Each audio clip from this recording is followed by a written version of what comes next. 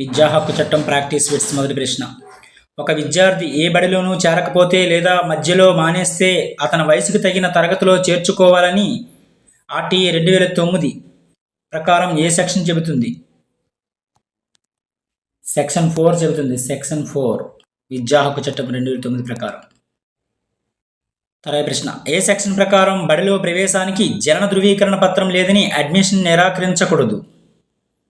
విద్యా హక్కు చట్టం 2009 ప్రకారం సెక్షన్ 14 ప్రకారం నిరాకరించకూడదు జనన ధృవీకరణ పత్రం లేదని. తర్వాత ప్రశ్న, ఆర్టీఏ 2009 చట్టంలోని ఏ సెక్షన్ పిల్లలను శారీరకంగా దండించడాన్ని నిషేధించింది?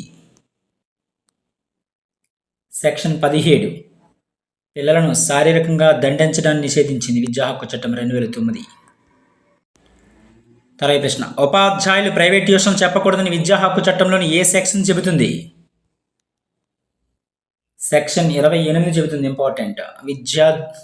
ఉపాధ్యాయులు అనేవారు ప్రైవేట్ ట్యూషన్ చెప్పకూడదని విద్యా హక్కు చట్టంలోని సెక్షన్ 28 చెబుతుంది అనమాట.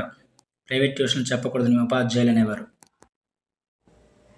తర్వాత ప్రశ్న, ఆర్టీఈ చట్టం ప్రకారం ప్రాథమిక పాఠశాల ప్రైమరీ స్కూల్ ఎంత దూరంలో అందుబాటులో ఉండాలి? ప్రైమరీ స్కూల్ అనేది 1 కిలోమీటర్ పరిధిలో ఉండాలి. 1 కిలోమీటర్ పరిధిలో. తర్వాత ప్రశ్న, ఆర్టీఈ చట్టం ప్రకారం ప్రాథమికోన్నత పాఠశాల అనేది ఎంత దూరంలో అందుబాటులో ఉండాలి? 3 కిలోమీటర్ పరిధిలో ఉండాలన్నమాట అందుబాటులో. ఆర్టీఈ చట్టం ప్రకారం ప్రాథమికోన్నత పాఠశాల అనేది.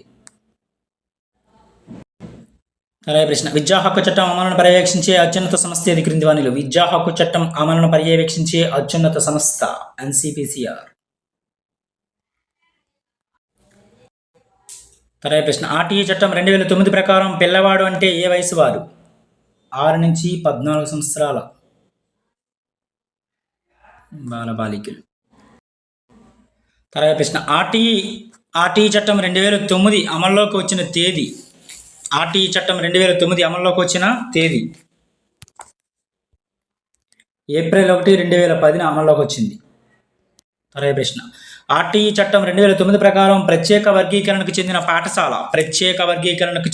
పాఠశాల సైనిక్ పాఠశాల. తర్వాత ప్రశ్న, ఆర్టీఈ చట్టం 2009 ప్రకారం ఎలిమెంటరీ విద్య అంటే 1 నుంచి 8వ తరగతులు. ఎలిమెంటరీ విద్య అంటే. తర్వాత ప్రశ్న, ఆర్టీఈ 2009 అధ్యాయం 2లోని దీనికి చెందిన అంశాలు ఉన్నాయి. ఆర్టీఈ 2009లో ఉచిత విద్యకు బాలల హక్కు, బడిలో ప్రవేశం. ఉచిత విద్యకు బాలల హక్కు, బడిలో ప్రవేశం సంబంధించిన అంశాలు ఉన్నాయి అధ్యాయం 2లో. తర్వాత ప్రశ్న, ఆర్టీఈ 2009లో బడులు ఉపాధ్యాయుల బాధ్యతలను ఈ క్రింది అధ్యాయంలో పేర్కొన్నారు. అధ్యాయం 4లో పేర్కొన్నారు. తర్వాత ప్రశ్న, ఆర్టీఈ చట్టం 2009 ప్రకారం ఈ క్రింది వయసు గల బాలులు అందరికీ ఉచిత విద్యను అందజేయాలి. 6 నుంచి 14 సంవత్సరాలు.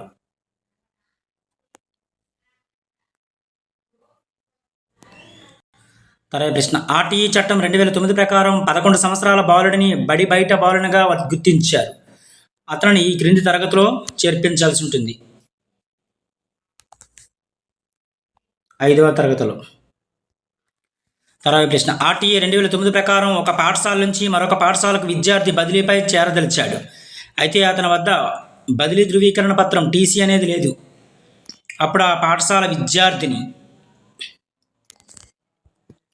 టీసీ లేకుండా చేర్చుకోవచ్చు.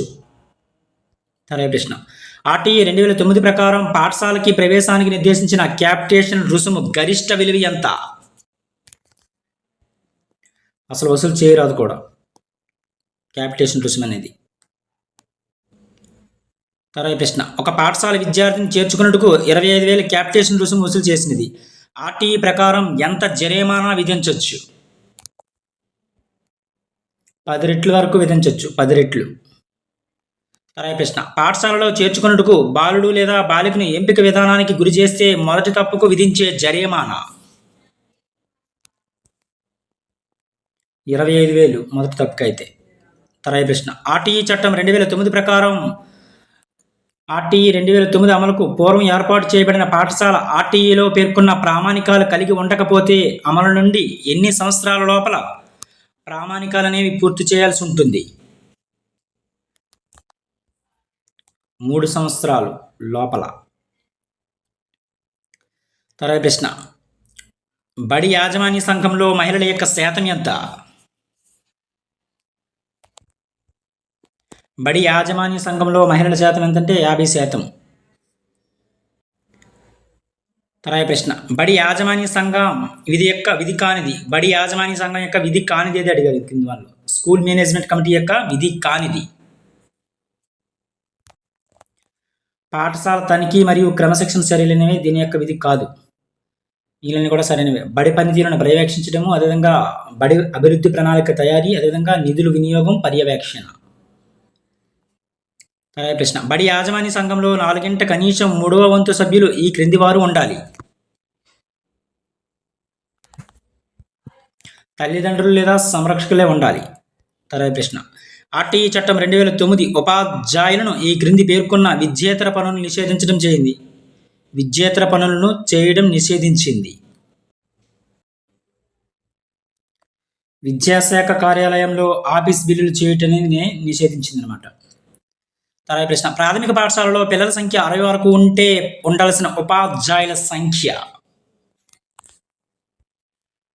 2. తర్వాత ప్రశ్న, ప్రాథమిక పాఠశాలలో విద్యార్థులు 91 నుంచి 120 వరకు ఉంటే ఉండాల్సిన ఉపాధ్యాయుల సంఖ్య 91 నుంచి 120 అయితే 4 ఉండాలి. తర్వాత ప్రశ్న, ఆర్టీఈ చట్టం 2009 ప్రకారం 1 నుంచి 5వ తరగతి వరకు గల పాఠశాల పని దినాల సంఖ్య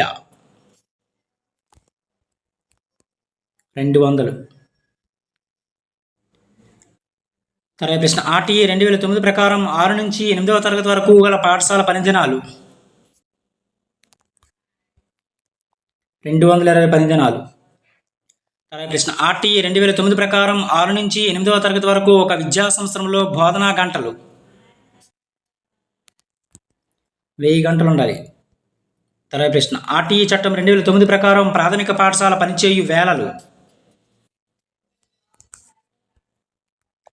ప్రాథమిక పాఠశాల 9 నుంచి 3:35 PM వరకు.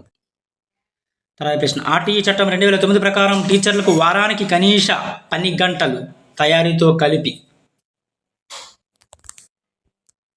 45 గంటలు. 45 గంటలు ఇంపార్టెంట్. తర్వాత ప్రశ్న, జాతీయ బాలల హక్కుల పరిరక్షణ కమిషన్ ప్రకారం బాలలు అంటే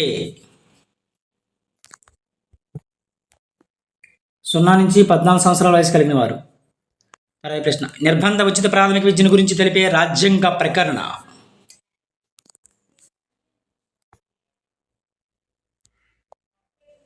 నిర్బంధ ఉచిత ప్రాథమిక విద్యను గురించి తెలిపే రాజ్యాంగ ప్రకరణ. ఈ ప్రశ్నకు ఆన్సర్ కామెంట్లో తెలియజేయండి ఫ్రెండ్స్. తర్వాత ప్రశ్న, అంటరానితనాన్ని నిషేధించిన రాజ్యాంగ ప్రకరణ 17వ ప్రకరణ అంటరానితనాన్ని నిషేధిస్తుంది.